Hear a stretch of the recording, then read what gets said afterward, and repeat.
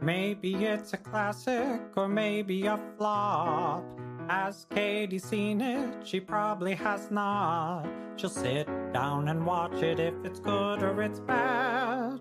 Hey, have you seen this? No, Katie hasn't seen that. Hi, I'm Katie, and if I had a nickel for every time someone said to me, "Wait, you haven't seen this movie? Oh my God, you need to see this movie," I'd be very rich. So this is my podcast where I finally watch those movies you all have told me I need to see, and I tell you what I think. Hello. Welcome back to another episode of Katie Hasn't Seen That.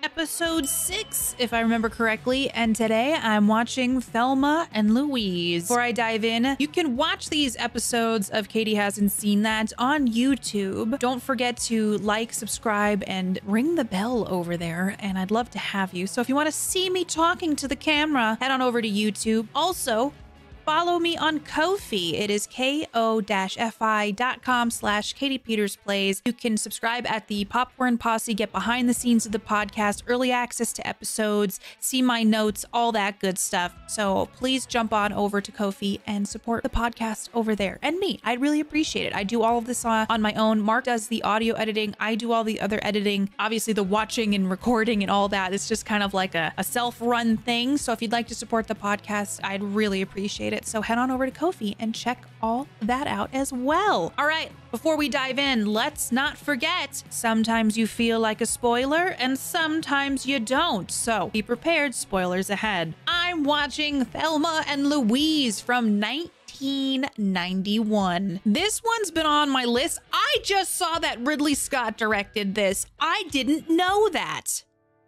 That is news to me. All right, I'm a little more excited about this now. I enjoy Ridley Scott. Ridley Scott has done some of my favorite horror films. Alien, anyone? Prometheus, anyone? Gladiator? Oh, Ridley Scott did Blade Runner? All right, well, check out that episode. Thelma and Louise is very different from any of the movies I've seen Ridley Scott do. Ridley Scott is apparently a jack of all trades, and I'm learning that every time I find a movie by him. This movie is listed as a adventure/crime. It's rated R. It's 2 hours and 10 minutes. It's a long one, but you know, we'll see how it goes. We'll see how it goes. Geena Davis and Susan Sarandon are in it. This movie's iconic. I know a little bit about it because this movie is such a part of like the movie Hollywood era. I don't know if that makes sense. It's just in Hollywood. And so I think I know what happens at the end of the film. I know there's like a real hot Brad Pitt in this, apparently. I don't know what anything happens in between those two plot points. I guess if I were to wager what Thelma and Louise is about, it's about two best friends who, my inkling says, rob a bank and decide to make out with the money, and then they start like an across the country chase with the cops, maybe the FBI.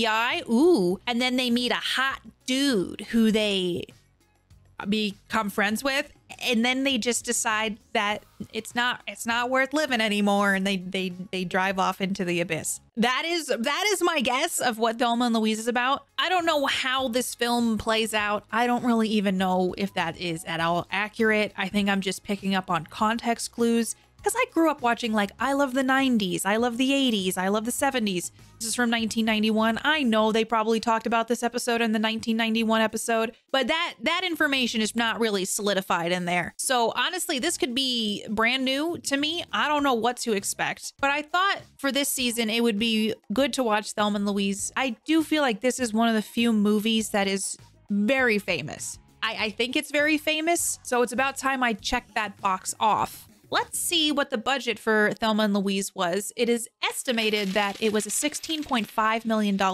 amount to make this film. And then it grossed worldwide $45,465,989. That's nothing to sniff at. I know that these box office numbers don't include like DVD sales, VHS sales, like after the fact sales. I don't know if Thelma and Louise is technically a cult classic. I think it's kind of just like a classic movie. Now that I know that Ridley Scott apparently directed it, I'm even more interested to see how this movie plays out. I don't know how I didn't even realize that he directed it. makes me kind of excited about it, but I'm trying to manage expectations. We all know when my expectations go up, stuff topples down real fast. I'm kind of excited to watch this. Let's look at ratings before I get too excited. Internet Movie Database has this listed as a 7.6 out of 10. That's pretty good. Usually we're hanging around the 6 mark. This is 7.6. Rotten Tomatoes, 86%. Trying to sneak in on those Google users. 86% from Rotten Tomatoes is pretty good too. Get this, Metacritic, 89.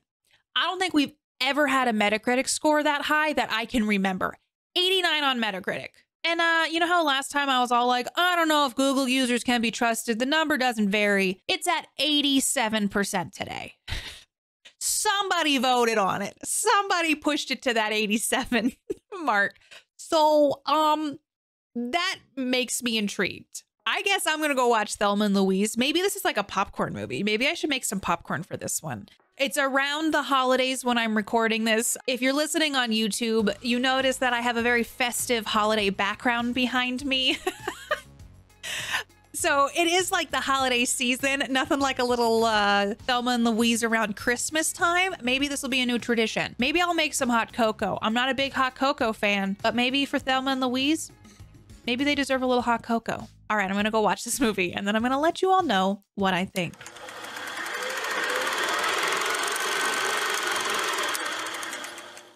I'm back and I watched Thelma and Louise, and let's just dive right in. Just kind of like the MGM lion slaps us right in the face at the beginning of this film. And do they still do the MGM lion? I'm assuming that that's something so iconic they haven't gotten rid of, but this movie's from what, 1991? So it's legitimately the MGM lion. And I never noticed how bored the lion looks in the roar. And yeah, I guess I was more observant of that. So let's talk about Thelma and Louise, and I'll start with our good old Rotten Tomatoes description of the film so we all can start on page 1. Meek housewife Thelma, played by Gina Davis, joins her friend Louise, Susan Sarandon, an independent waitress, on a short fishing trip.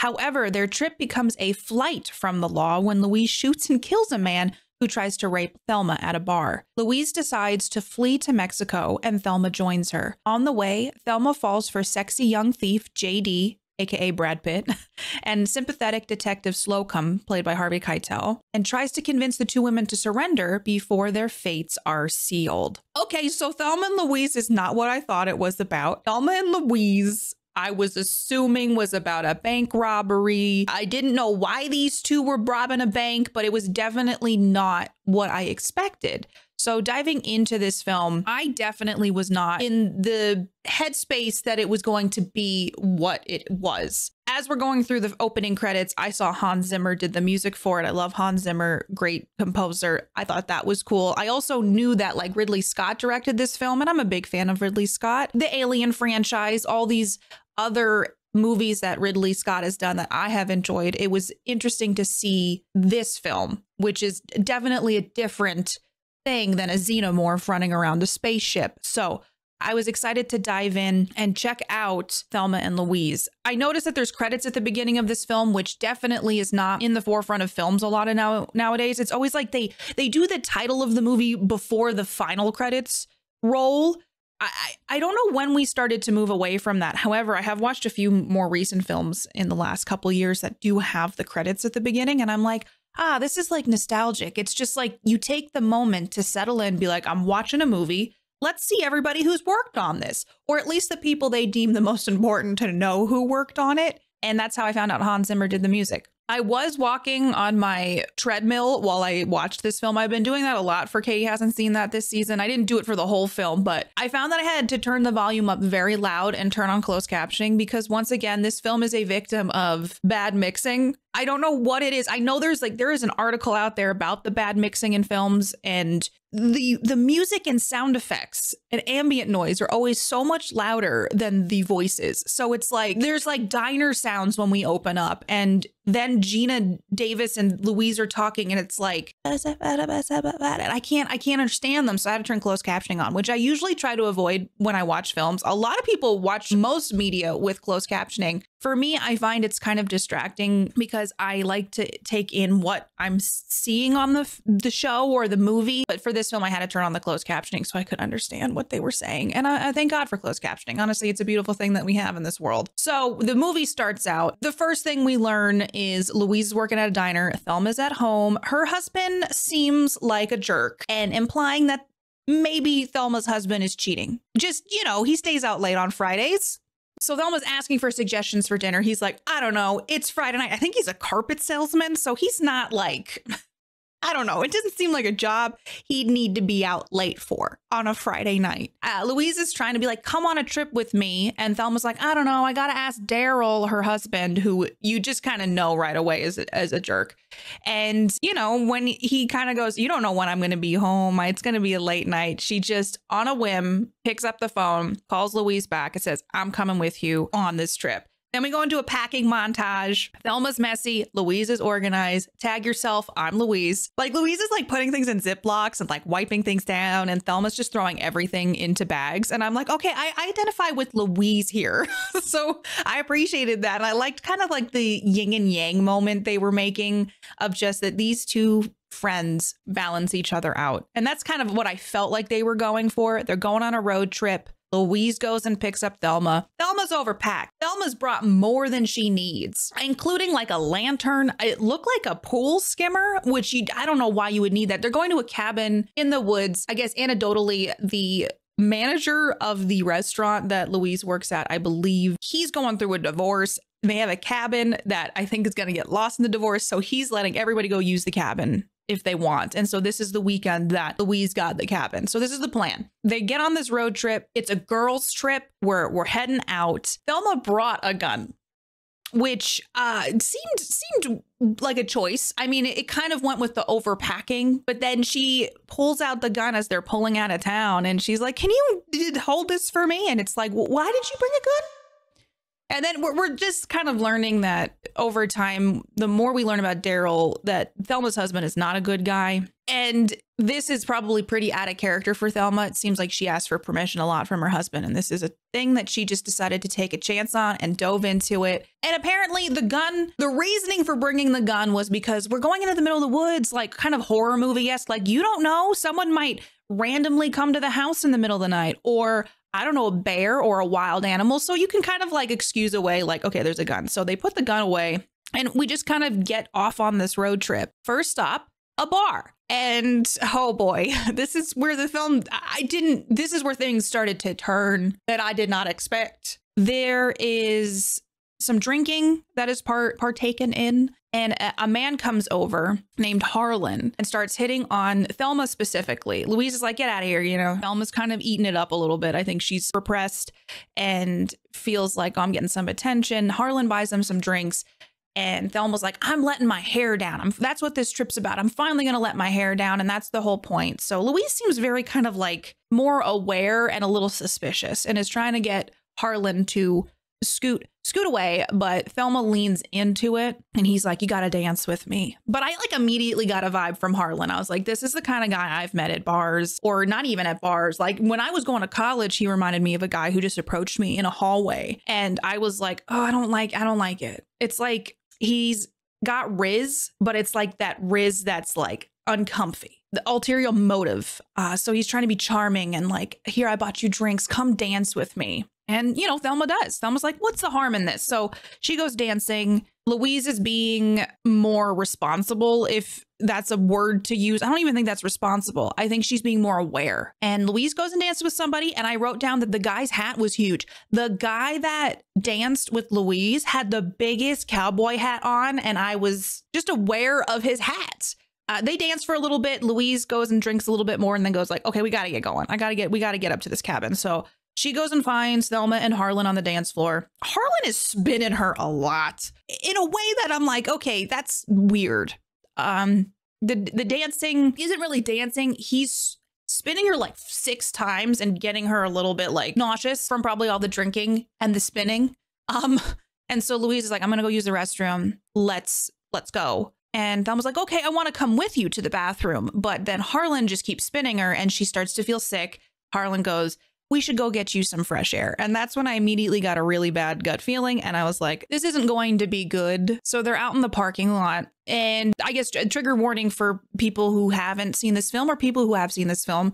There is sexual assault and rape and talk about that in this film, which I did not know because I go into these movies with little to no information. I know iconic scenes occasionally because they're just in the zeitgeist. I know because people reference things, but I did not know that the topic of this film, or one of the factors that kind of moves the plot along, is that Harlan pretty aggressively tries to rape Thelma in the parking lot, and she's not consenting. She's saying no.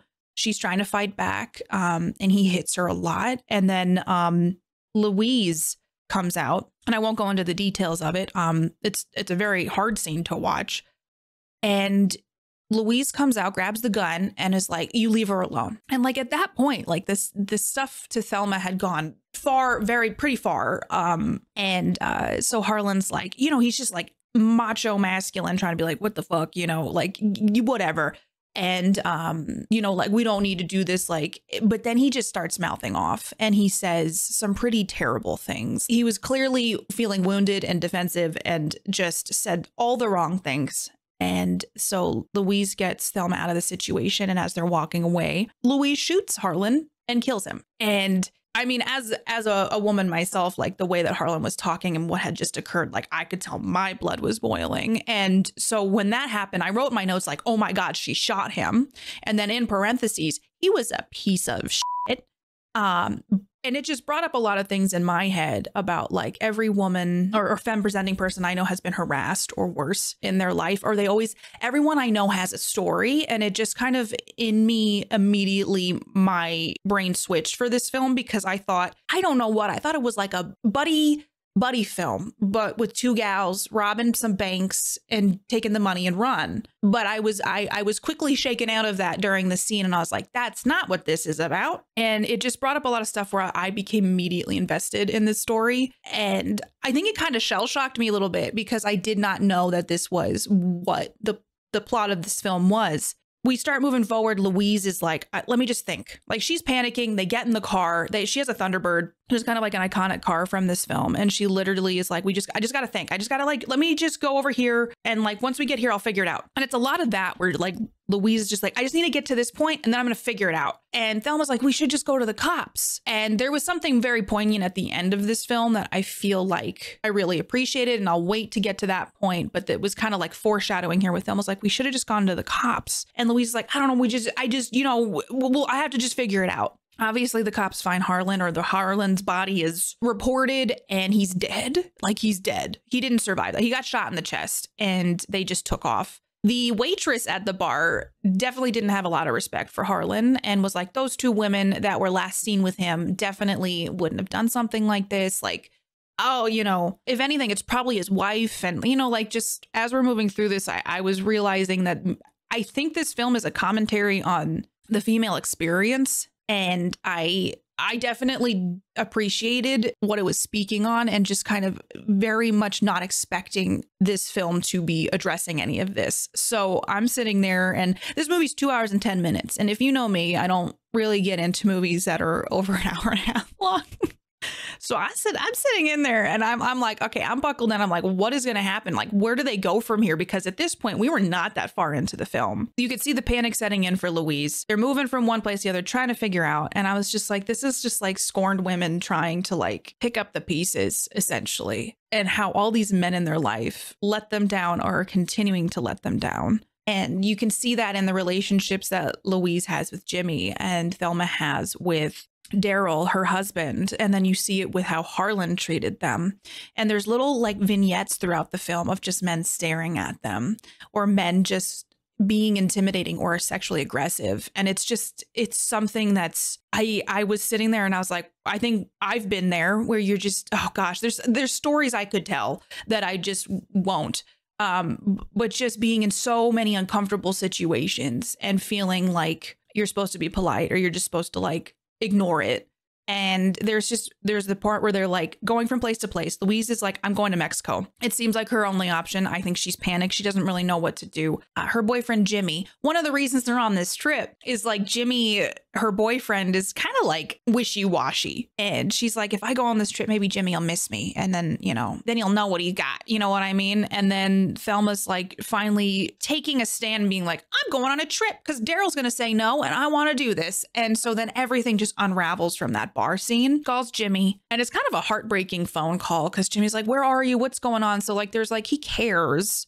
And then she's like, I need you to give me money, wire me money. And you can tell Louise is wrestling with telling Jimmy what happened because she goes, do you love me? And he pauses and he goes, yeah. And you can tell in her head, she switches back and goes like, this is not a safe person that I can trust. And it was interesting to watch how these women are reaching out and just constantly being let down by the people that they need to lean on. So like, this is from like a gas station phone call. And then, there's a shot where a man is just staring at them. And there's moments like that. And it's so uncomfortable. Thelma also calls Daryl, and Daryl is not home at 4 a.m. Like Thelma's very upset. She's freaked out. They've been drinking. So Thelma calls Daryl, and she had left a meal in the microwave, a beer with like a rose in it and a note. And Daryl wasn't home, and they do a shot. They do a shot at her house, and it's got all the food in the microwave. The beer's still on the counter. The note's still on the microwave. And it's like a phone ringing in an empty house at like 4 a.m. And you just kind of go, oh my gosh, really? It says so much without saying a lot. And then when she finally gets in touch with Daryl, I believe the next day, he's watching football and he's like, where are you? You come home. And she's trying to like talk to him and like make it seem like nothing's really wrong. And he's watching a game and she's talking and he pulls the phone away from his head and he's like yelling at the football game before like getting back on the phone, like, you need to come home now, or you know what? You don't want to know what's going to happen. And they did a good job laying the groundwork that Daryl's just not a good guy without like overly explaining it. I think this movie didn't have to overly explain a lot, which I appreciated. I didn't feel like it did the thing where you got flashbacks 20 minutes later into a film and you're like, we just watched that. I was picking up what you were putting down, and it said a lot, sometimes with very little. Daryl's just kind of not a good husband. We find out later that Thelma has been with Daryl since she was like, I think 14. And then they got married when they were like 18. And so it's the only man she's ever had in her life. So when Daryl's demanding her to come home, Thelma says, go f yourself.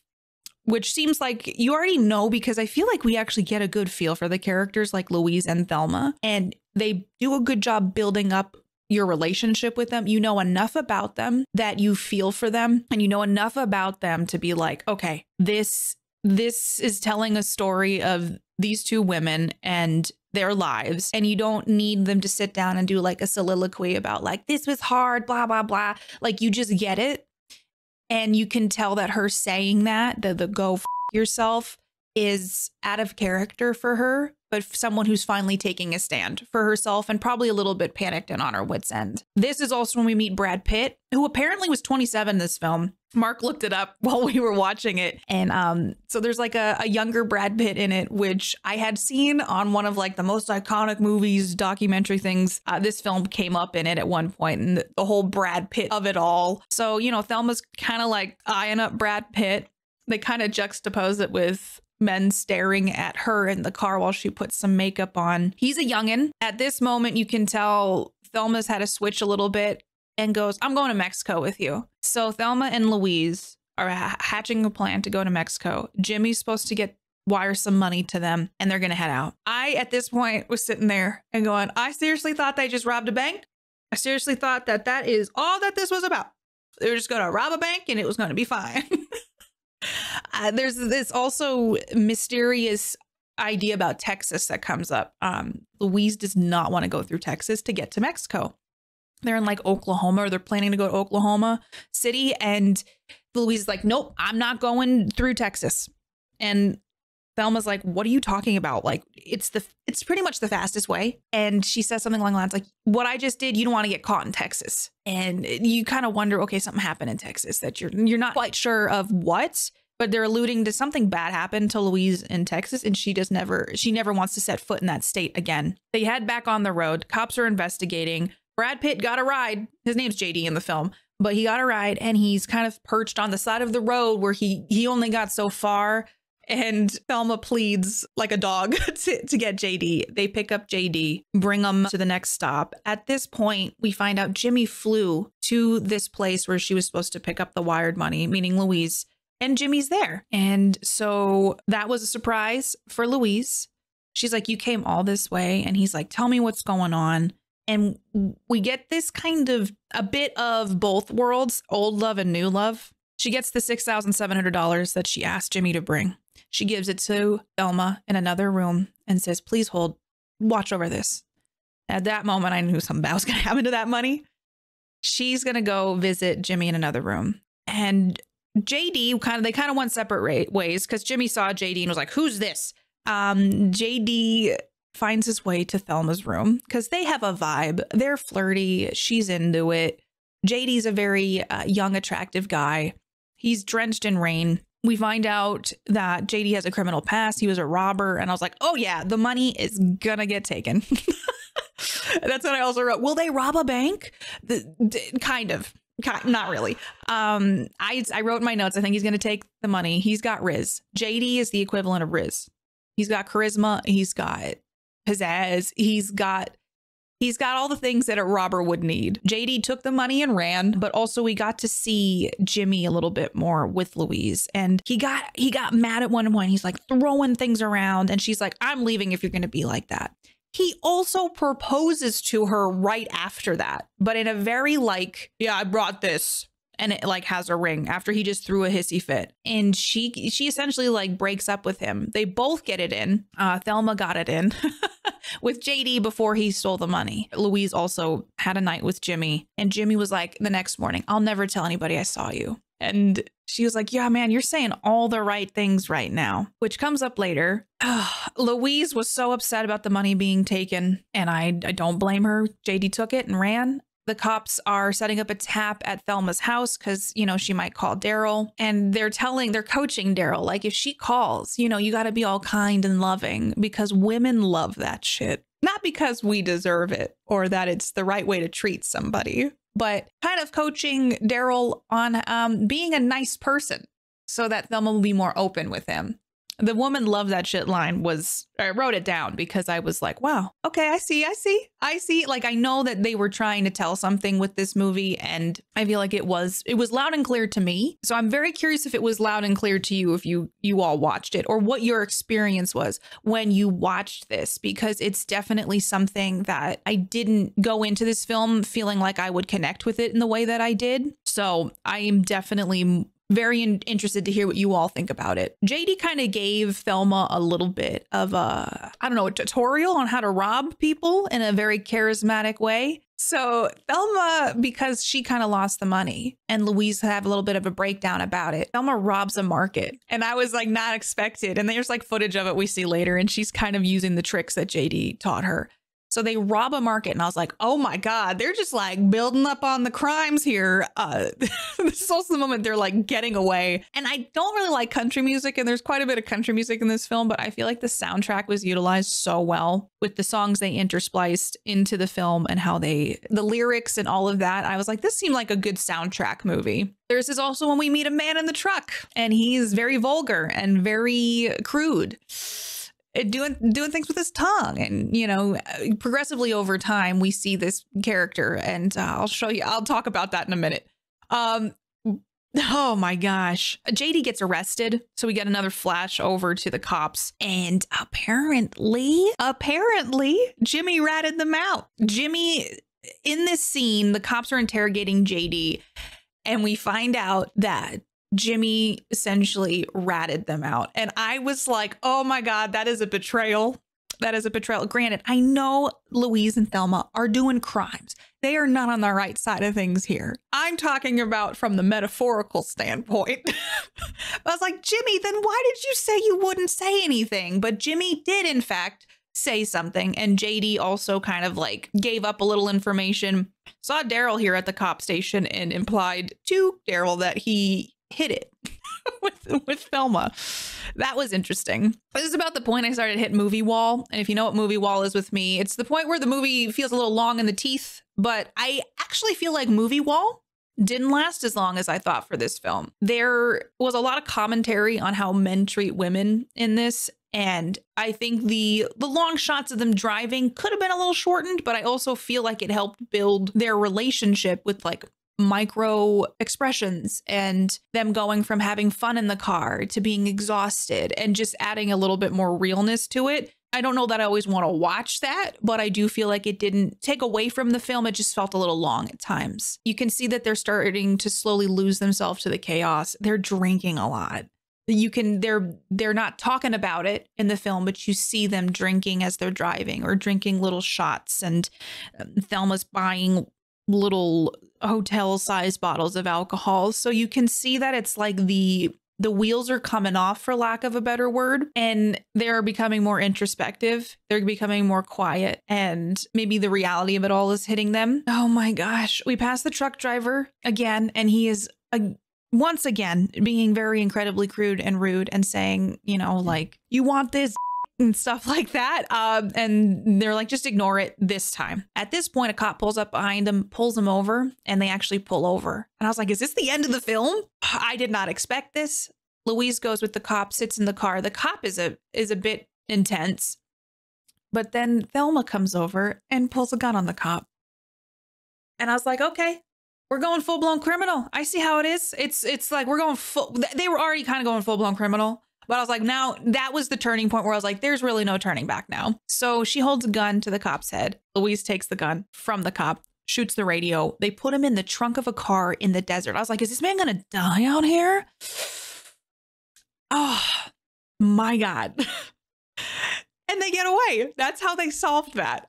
Later on, a bicyclist comes over and I think finds him. But they're just like, they're tacking on crime after crime. It's almost like it wasn't even like that. The first thing with Harlan was a gateway crime. Like, it's just like they're letting go of everything and just fighting back in a way that isn't probably the healthiest, but is the only way that they know how right now. And in this next little bit of the film, they talk about why they did this. Why are we going to Mexico? What was I thinking? I should have gone to the cops. And Thelma had this really beautiful kind of discussion about, like, you said why you didn't want to go to the cops, because they wouldn't believe us. And there was just this discussion that I really appreciated about, like, they wouldn't have believed us. And I think that is something that is hopefully evolving in our society. But it's also very sad to me sometimes when I watch films like this. This was from 1991. I'm in 2024 when I'm recording this, and just seeing like, how much advancement have we made with rights for people, and how much advancement have we made with people believing people who've been through terrible experiences? And so that scene, if anybody watches a scene from this film, I would say that it would be when Thelma and Louise are talking about, what are we doing? Why didn't I just go to the cops? And there was a lot more meat to that scene, but I just remember sitting with that and feeling very like, it just felt very raw and very real. And after this, they passed the truck driver for the third time, and they literally go, okay, let's just deal with it. He's pretty much like, let's have a threesome. And he's being so vulgar. So like, okay, big boy, let's go do it kind of thing. He pulls into a parking lot. He's walking over. They literally confront him and say, like, well, how would you talk to your mother, your sister like that? Like, what's with the tongue thing? You know, and they just want him to apologize. And he goes, you women are terrible, and what's wrong with you? You're crazy. And he starts walking back to his truck. And then Louise pulls out a gun and starts shooting the tires. And they call him, he starts calling them bitches, and it escalates, and they shoot. It's a tanker. So they shoot. I don't know if they intended to blow it up, but the tanker explodes. Nobody got hurt in this scenario, but the tanker explodes and they drive off and leave him there. But I think that when you look at that scene, they're just trying to call out this guy's bad behavior and how chauvinistic and how misogynistic and his inability to notice his faults or even recognize or admit to them. And he'd rather have his truck destroyed than to actually take an L and be like, all right, you're right. I need to be introspective and change maybe how I treat people and treat women specifically. So these little moments, like, I really felt like were metaphors for just like the experience that a lot of people I know have gone through. And it's a very in your face way. And it's definitely a movie, obviously. But those were my takeaways. This is when the cop chase begins. Okay. This is where there's many cars, many helicopters, one helicopter. There was a cool scene though, where the helicopter's going through where the truck had exploded and like the smoke was like doing swirls. And I was like, wow, I really enjoyed that. Oh my gosh, this is where like the end of the end kind of begins.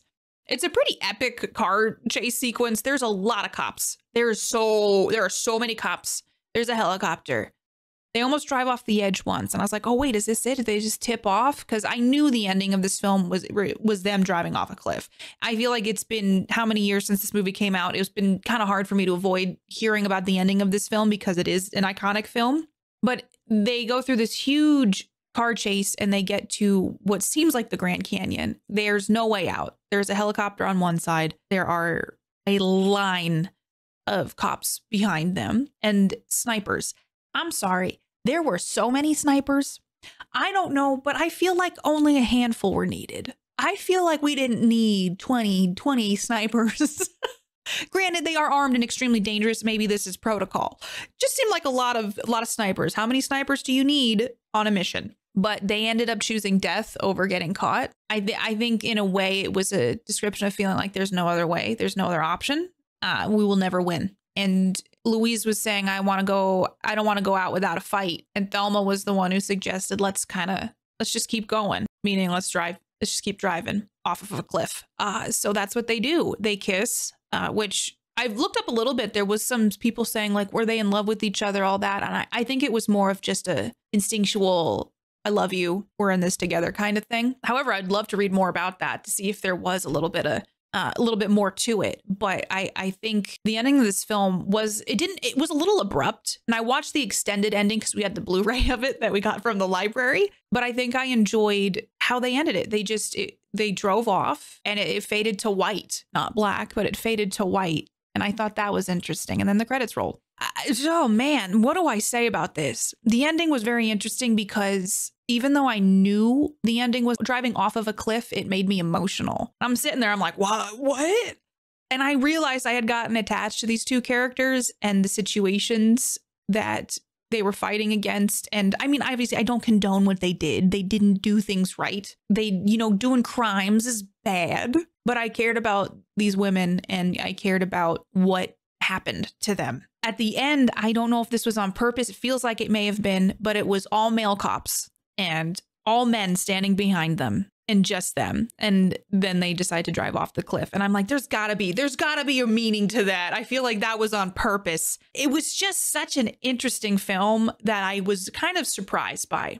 I feel like it was a metaphor or kind of like a revenge film in a way of all the shit that women put up with men from over many years or from many experiences. I think it's a true commentary on the female experience. I cared about these women. I could relate to certain things that they had gone through. It surprised me. This film really surprised me. But in the end, they still lose. Granted, they probably should go to prison. You don't just get to do that stuff.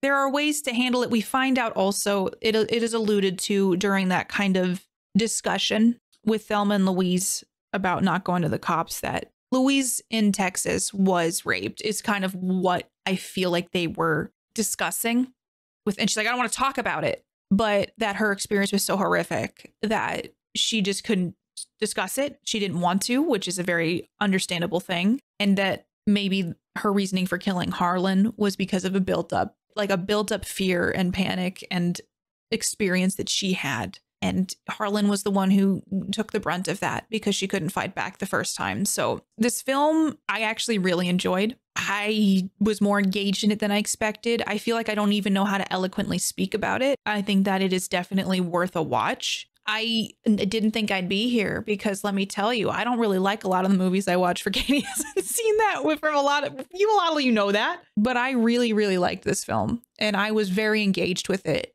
I wanted kind of deep dive into what the meanings of things are if I read too much into things or if other people had similar thoughts to me. I want you all to tell me what you thought about Thelma and Louise. Is it a buddy film? Is there deeper meaning to a lot of the things that happened in this? I really, really like this movie. And I feel like if anyone's ever like, would you recommend watching Thelma and Louise? I'd be like, yes, watch Thelma and Louise. So I'm not mad. Thank you all for making me watch Thelma and Louise. And now I'm going to give it a rating because I don't even know how to explain it. I just feel like this film touched parts of my soul that I didn't expect it to. For a 2 hour and 10-minute film, thought I was going to be really struggling through it. And I didn't. And I thought Susan Sarandon and Gina Davis did an amazing job. I thought they told a beautiful story in this film. It's just interesting to think about. And it makes me sad in a lot of ways, but I also appreciate that it's a story that was told. So I'm going to give this film, it's time for my rating. I never do this. This might be a surprise to a lot of you. I'm going to give this film 9 out of 10 compounding crimes until you're too deep into it and you can't fix it. I'm giving this film a 9 out of 10. I never do that, but I really like this film. I feel like no film is perfect. There's some, like The Mummy. The Mummy film gets a 10 out of 10 for me. But I think this film specifically really did a lot right for my brain. So watch Thelma and Louise. You haven't watched it. I just spoiled the whole thing for you. But if you haven't, you should watch Thelma and Louise and tell me what you think. So before we do comments from all of you all, that's a really good way to say that, I'm going to do some trivia like we always do. So here we go. There is a sequence where Daryl slips and falls in the beginning of the film, like he's going to his car and he kind of falls over. The actor Christopher McDonald, who I really like, he was Daryl was terrible, but I really like the actor Christopher McDonald. He wasn't supposed to fall in that scene and trip over all that stuff, but he got up, he stayed in character, and he yelled at the workmen. And apparently on the commentary, Sir Ridley Scott, the director, said he liked it so much he kept it in the film. So I thought that was pretty cool. And then similarly, there's a scene where Louise is listening to music, or no, when Thelma's listening to music by a pool, and Louise is like, get in the car, because they got to go get some money. So Thelma's lounging by the pool. She originally was supposed to just get up and run to the car when she heard Louise yelling, but the music was too loud in her headphones that Susan Sarandon had to get out of the car and get her because she didn't hear a cue. And that wasn't supposed to be how it went down, but they ended up doing that and it ended up staying in the film. So JD is a pretty big character in this film, played by Brad Pitt. The role originally went to William Baldwin, but he dropped out. Apparently, George Clooney was rejected from being JD. Mark Ruffalo auditioned to be JD. And eventually the role went to Robert Downey Jr., but the director deemed him too short compared to Gina. So then Gina Davis was the one who picked Brad Pitt to do the part. And I thought that was really interesting. There's a lot of famous people who could have been JD, but Brad Pitt won. And then last but not least, 24 police cars and 3 helicopters were utilized for the film's ending sequence. And there's some trivia for Thelma and Louise, and there is my review. Please tell me what you think for the next episode, and I really appreciate you watching. So let's dive in to your thoughts on the last film. It's time for some comments from all of you on the last episode of Clueless. Don't forget to do your Katie Hasn't Seen That Season 3 bingo card, though, okay? Let me know if you get a full-on bingo while watching any of this season's episodes. I'd be very curious to know. So without further ado, let's jump in to some comments from all of you. A Tale Told's shared on YouTube, Forgettable echoed my sentiment about Clueless. I know I saw it exactly once, a long time ago. I know Alicia Silverstone starred in it and did a good job, as I recall. And I know I'll never see it again, even knowing now that it was based on Jane Austen's Emma. Thanks for that info, Katie. But that's about it. I agree with you. I feel like Clueless is a one and done for me. I don't think that I'm going to ever watch it again, especially with how I felt about things. I don't think it's in the cards for me to watch again. From Discord, Ghetto shared, I do think you nailed it on one front. Cher is a very emotionally and socially intelligent person, but her lack of rote knowledge paints her out as a ditz and the arm candy stereotype, which really says a lot about how shallow and superficial society was in this era.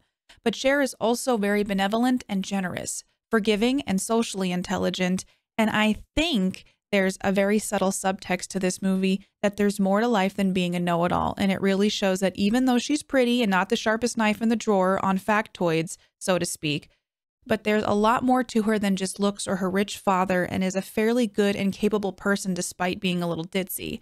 I think that went over the audience's head. But yeah, the step sibling thing is weird. The age thing is weird. The movie does really create a time capsule of what societal values were at the time, for better or for worse. I think that, I mean, I wonder, I don't think it's just a 90s thing. I think this is just like an inherent problem in media thing. But I do agree. I still really hold fast to the fact that Cher is misunderstood. And I think that she deserves a lot more credit than she gets. Chai on Twitter says, can I just say it's one thing to hear the pain in your voice. It's a whole other thing to see it, which means that Chai has seen, you know, the YouTube videos of when I have discomfort or I am unpleased with a movie. You can see that on my face. So make sure if you're listening to the podcast, you want to check it out. It's over on YouTube. You can watch my reactions as I say these things. Up next, this is also from YouTube from ValPTN4334. Hopefully I said that right. I think back in the 90s, this age gap wasn't such a big problem. This part didn't age well, but I love this movie. It is so nostalgic. I think that like this movie is very nostalgic for a lot of people. It feels like it fits this time frame that a lot of us probably, I don't know, it's like when you're a kid and there's just like that movie. And I feel like this is one of those quintessential movies. But even with it being based on Jane Austen's novel, I just can't do it. You know what I mean? Another comment from YouTube is from Caggles, who said, that's because Clueless is based on Emma by Jane Austen, where Emma's love interest is literally old enough to be her father. A fact which is extremely hard to ignore because he literally comments on it during his love confession. Mood. Anyway, that's why I like the most recent adaptation with Anya Taylor-Joy, because they made the extremely wise decision of casting two actors who are basically the same age and cutting any reference to him being older than her.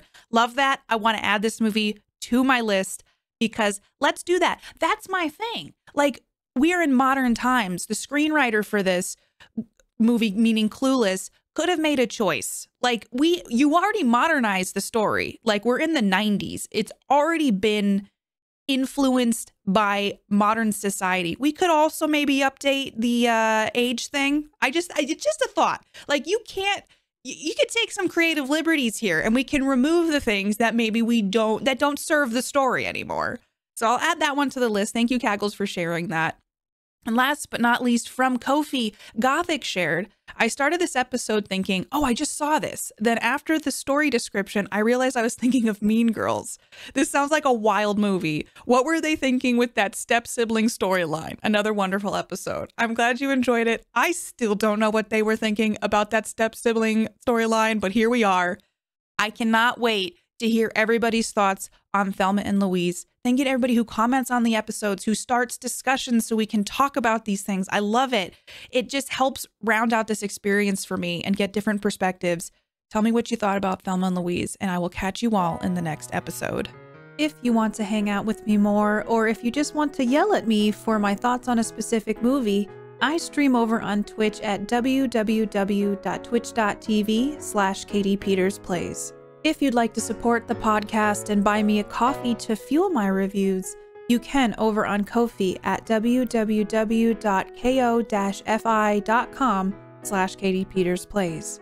You can join my Discord to discuss the movies I review with other Katie Hasn't Seen That fans by visiting discordapp.com/invite/KatiePetersPlays. If you enjoy Katie Hasn't Seen That, please leave a 5-star rating and review wherever you listen to your podcasts. It helps others find the show. Also, feel free to follow and chat with me on Twitter at PlayKatiePlay and on Instagram and YouTube at KatiePetersPlays. Music written and performed by Mark Can Do It. Katie Hasn't Seen That is a part of the Geek Generation Network.